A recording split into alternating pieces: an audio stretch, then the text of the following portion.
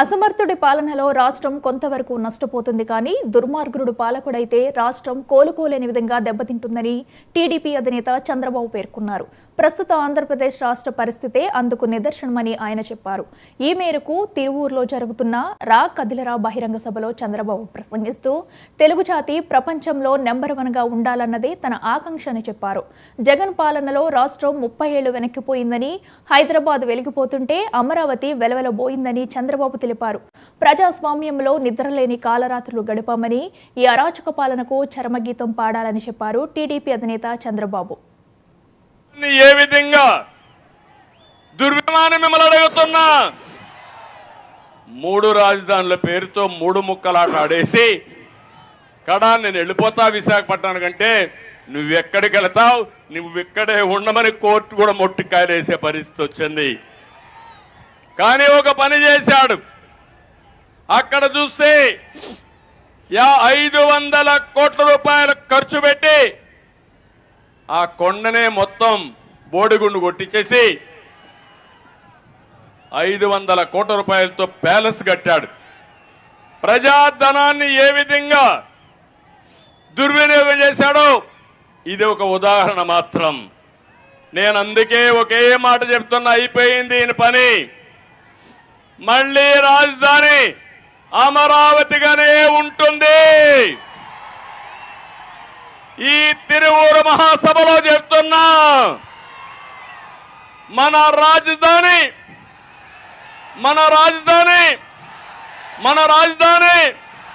మీరు గర్వంగా చెప్పుకునే రోజు తొందరలోనే ఉంటుందని మీ అందరికీ హామీ ఇస్తున్నా.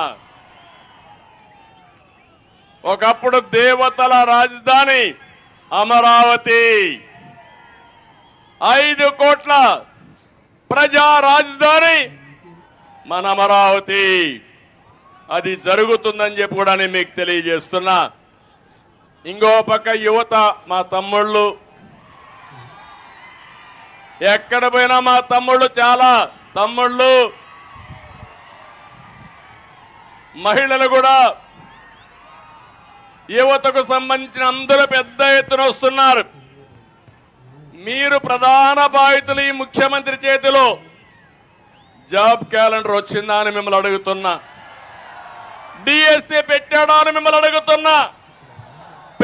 పెట్టే ఆలోచన ఉందా అని అడుగుతున్నా. పెట్టుబడులు వచ్చాయని మిమ్మల్ని అడుగుతున్నా. తమ్ముళ్ళు, నిరుద్యోగంలో దేశంలో ఎవరు టాప్ అంటే మనమే టాప్.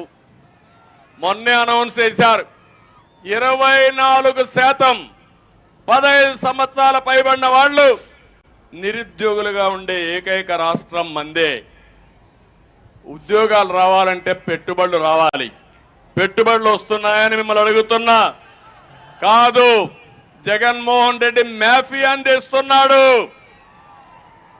ఇక్కడే విజయవాడలో ఎస్సీఎల్ ఉంది, ఐటీ కంపెనీ. ఆయన మన రాష్ట్రానికి వస్తే నేను స్వయంగా ఆయన నా కారులో తీసుకుని ఎయిర్పోర్ట్కి వెళ్ళి ఆయనకి సెండ్ ఆఫ్ ఇచ్చాను. దాంతో ఆయన ఆలోచించాడు, ఈ రాష్ట్రంలో పెట్టుబడులు పెట్టాలని, కొన్ని వేల మందికి ఉద్యోగాలు వచ్చే విధంగా ఎస్సీఎల్ కంపెనీని తీసుకొచ్చాం. హైదరాబాద్ లో మైక్రోసాఫ్ట్ వచ్చినా, లేకపోతే అనేక ఐటీ కంపెనీలు వచ్చినా దాని వెనకాల నా కృషి ఉంది. ఈరోజు ఆటో పైలట్లో అందరూ వచ్చి పెట్టుబడులు పెట్టే పరిస్థితికి వచ్చారు. ఇంకో పక్క మనం పెట్టుబడులు తెచ్చాం. జగన్ ప్రభుత్వం మాత్రం టెర్రరిజాన్ని తీసుకొచ్చి పెట్టుబడులన్నీ తరిమేసే పరిస్థితికి వచ్చాడు. మనం ఉద్యోగాలు తెచ్చాం, జగన్ గంజాయి తెచ్చాడు. అవునా కాదా అని మిమ్మల్ని అడుగుతున్నా. ఊరూరులో గంజాయి ఉందా లేదా? తమిళలో గంజాయి లేకపోతే మీరు అడగతారు. మీరు అడగకుండా ఉండాలంటే మీ అందరినీ గంజాయి మత్తులో పెట్టేస్తే మీరు ఏమైనా పర్వాలేదు అనుకుంటున్నాడు ఈ ముఖ్యమంత్రి. చాలా దుర్మార్గం. ఆ గంజాయి తప్పని నేను అడిగితే, తెలుగుదేశం పార్టీ అడిగితే, తెలుగుదేశం పార్టీ పైన దాడి చేసిన నీచులు మిమ్మల్ని అడుగుతున్నా. 3 రాజధానుల పేరుతో 3 ముక్కలాట ఆడేసి కడా నేను వెళ్ళిపోతా విశాఖపట్నానికి అంటే నువ్వెక్కడికి వెళతావు, నువ్వు ఇక్కడే ఉండమని కోర్టు కూడా మొట్టికాయలేసే పరిస్థితి వచ్చింది. కానీ ఒక పని చేశాడు. అక్కడ చూస్తే 500 కోట్ల రూపాయలు ఖర్చు పెట్టి ఆ కొండనే మొత్తం బోడిగుండు కొట్టించేసి 500 కోట్ల రూపాయలతో ప్యాలెస్ కట్టాడు. ప్రజాధనాన్ని ఏ విధంగా దుర్వినియోగం చేశాడో ఇది ఒక ఉదాహరణ మాత్రం.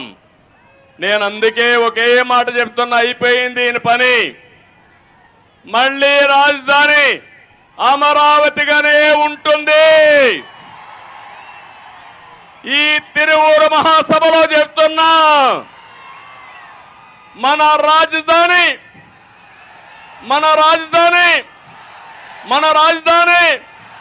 మీరు గర్వంగా చెప్పుకునే రోజు తొందరలోనే ఉంటుందని మీ అందరికీ హామీ ఇస్తున్నా. ఒకప్పుడు దేవతల రాజధాని అమరావతి, 5 కోట్ల ప్రజా రాజధాని మన అమరావతి. అది జరుగుతుందని చెప్పి కూడా నేను మీకు తెలియజేస్తున్నా. ఇంకో పక్క యువత, మా తమ్ముళ్ళు, ఎక్కడ పోయినా మా తమ్ముళ్ళు, చాలా తమ్ముళ్ళు